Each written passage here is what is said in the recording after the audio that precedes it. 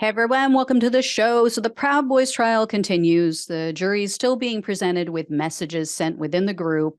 The prosecutor is trying to show that the members took Donald Trump's words, that stand back, stand by, as a call to action and arms. But what I think people forget about that debate in which Trump made that statement is the fact that he followed up by saying something like, but someone has to do something about the radical left and Antifa.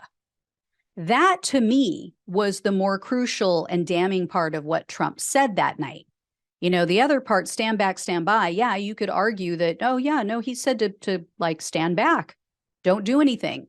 You have to include that other part and put it in context to know it was like a dog whistle, like, yeah, stand back, stand by, but ignore what I just said. Now believe what I'm going to say now, because this is what I really feel is that I want you guys to go out and do something about Antifa.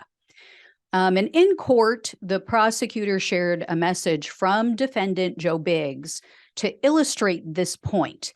After that debate and Trump's comments, Biggs wrote on Parler, quote, "Trump basically said to go fuck them up. This makes me so happy." Then the jury also saw messages sent by other members of the group showing how they were all like so excited, like little schoolgirls. They literally, I think they were walking around with semis after Trump mentioned their names. Seriously, they were like teenage girls whipped up about a boy band. I'm like so embarrassed for them. One of them referred to Trump as Daddy Trump. And the jury also heard about a communication between then Proud Boys chairman Enrique Tarrio and one of his three girlfriends. It's a woman identified only as Erica, spelled with a Y.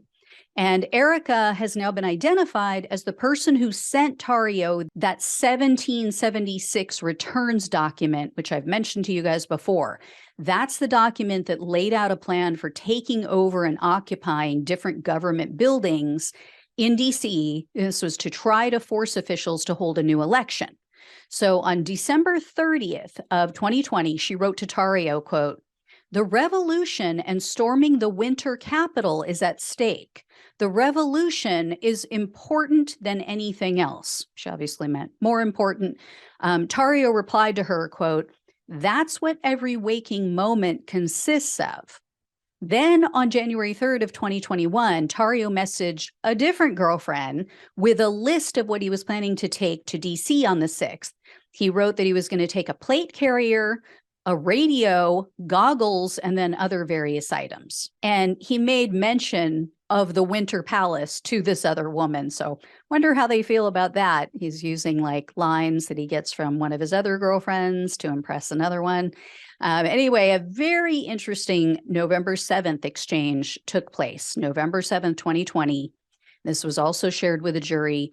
Proud Boys leader Jeremy Bertino messaged Tarrio to say, WTF happened. They called it, now we have to mobilize. And Bertino then told Tarrio about a plan to have the Proud Boys protest in Raleigh, North Carolina the next day. And Tarrio told him, quote, "The campaign asked us to not wear colors to these events. Keep identifying colors to a minimum." So clearly, he means that someone in the Trump campaign requested that the Proud Boys not wear their signature black and yellow colors to protest at these events. Tarrio didn't elaborate or say who made these requests, but the group was definitely communicating and coordinating with Trump's team. In another exchange on January 6th, Bertino told Tarrio, quote, "Brother, you know we made this happen," and quote, 1776. And Tarrio replied, quote, "I know." Yeah, pretty damning evidence. We made this happen, and I know. Another communication between Tarrio and Biggs showed that they no longer thought of themselves as a, quote, drinking club, which is the image that they're really trying to push in this jury case. Tarrio told Biggs in part, quote, "The drinking stuff helps mask and recruit." And then Biggs responded, quote, "Let's get radical and get real men. And I don't mean that in a crazy way. we need to portray a more masculine vibe. And after Trump made the January 6th announcement of Be There Will Be Wild, the group created their encrypted chat, which I've mentioned before. It's called the Ministry of Self-Defense. They also had numerous discussions in this chat about not wearing their typical black and yellow. And they were advised to wear all black to look like Antifa. I did a report on that even before January 6th. And when others pushed back with concern about being blamed for Antifa's actions if they wore all black, Tarrio wrote, quote, "Misinformation is a good tool." Then he followed that up just a little bit later with, quote, "Fuck, did I just Goebbels this thing?" And others in the group discussed what they should take to DC. They were talking about body armor, I think it's pronounced Baofeng radios. I think that's how you say it. Backup phone batteries, pepper spray, stab-proof vests, knuckles, goggles. They were talking about bringing something called Sudicon wipes, which apparently are used to stop the burning if you're sprayed with like pepper spray or another chemical. And then the jury also heard testimony from Proud Boys leader Jeremy Bertino, who I mentioned earlier. He's the only member of the group to plead guilty to seditious conspiracy as of this point.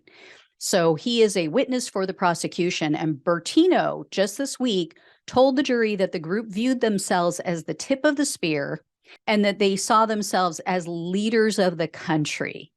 He also confirmed, quote, "We influenced people, the normies, enough to stand up for themselves, to take their country and take back their freedom." So defense attorneys tried to get Bertino to concede that he didn't know of a plan on January 6th. But Bertino dropped a little bit of a bombshell when he admitted that when he said that to the FBI, because that's what he told them, "Oh, there was no plan, I didn't know of anything," he admitted under oath in this trial that he was lying.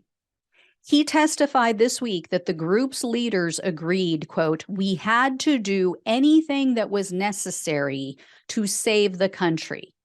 And then Bertino also told the jury that the plan changed after they arrived in DC and after Tarrio was arrested. As he was arrested, you guys might remember, on January 4th. So he told the jury, quote, "I didn't know the exact plan of how it was going to get done. I know what the objective was." Then in addition, Bertino admitted that they began to view the police as their enemies.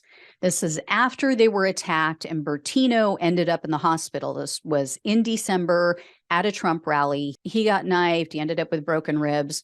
What's funny is that the defense has been vacillating between there was no plan and then there was a plan, but it was canceled, essentially. The attorney for defendant Ethan Nordean cited various messages that were sent among the group to say that once Tarrio was arrested on January 4th, the plan, quote, "was now defunct." But the witnesses for the government pointed to different messages showing that the group was still making plans and that they were agreeing to break off into teams. And you can't have it both ways. Either there was a plan or there wasn't. And if the plan was defunct, why were they still there in DC? And why did they still attack the police and the Capitol? Why was Proud Boys member Dominic Pezzola the first person to be seen on video smashing in a Capitol window? They're clearly desperate, meaning the defense. I mean, this isn't going to end well for the Proud Bigots, in my opinion.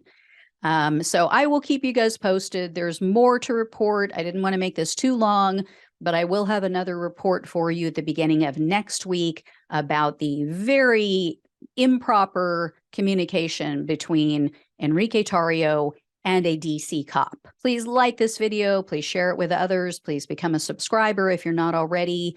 Please donate to help keep the show going so I can keep bringing you information like this. Love you guys. Take care, and I'll talk with you soon.